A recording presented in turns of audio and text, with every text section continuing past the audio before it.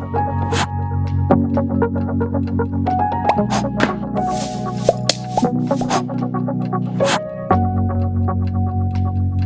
do you want to work? For what type of company? Where do you want to spend your money? In what type of company?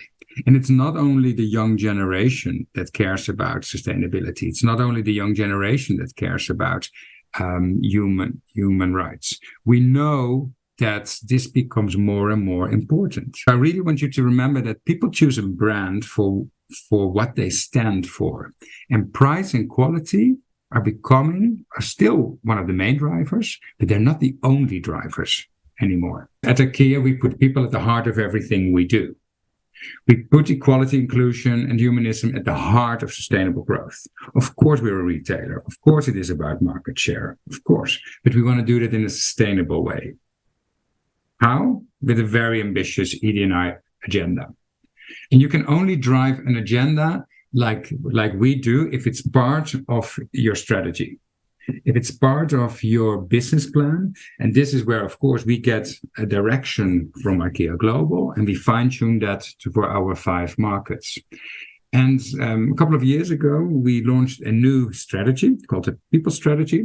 And the People Strategy is based upon 3 pillars. My work life with IKEA, an inclusive IKEA, and democratic learning with IKEA.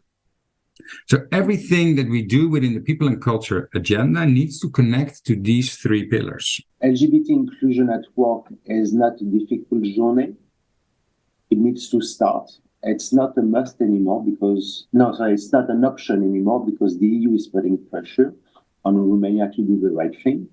On the legal point of view, there is several cases for same-sex, we didn't speak about it, but for same-sex couple recognition of wedding that have been approved at the highest court of human rights.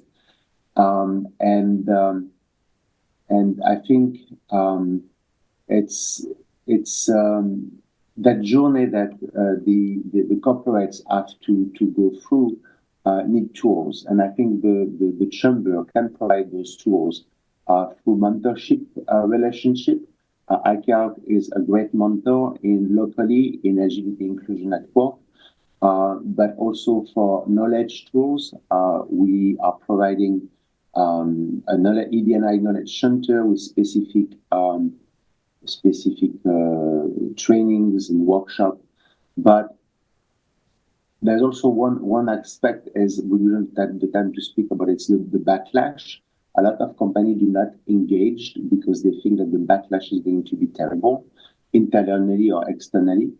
And this is also something that our community, the leaders, can help other mentees to deal with. I mean, backlash is never pleasant, but every company that started an LGBT inclusion went through that, and they went through it successfully. Think about legacy. What do you want to be known for?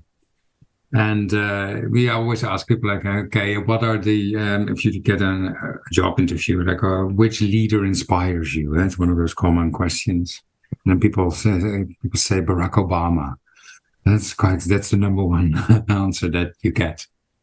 But I think it starts with your own legacy. I think it starts with what do you want to be known for as a company? You always have a choice.